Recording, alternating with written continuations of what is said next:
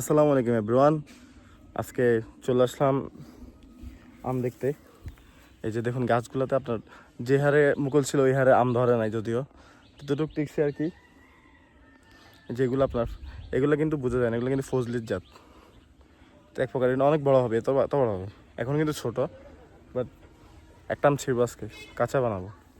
অন্যান্য গাছে আছে মোটামুটি, আমার পিছনে একটা আছে আপনার দেখেন, পোলাবেন ছিঁড়ে নিয়ে গেছে। অনেকগুলো ছিল যে গাছে সবগুলোতে ছিল, বাট এখন এই যে দেখুন। আর এই আমটা আপনার এখন ছিড়ব। গাছের মধ্যে কি পোকা, দেখেন কত বড় হয়েছে।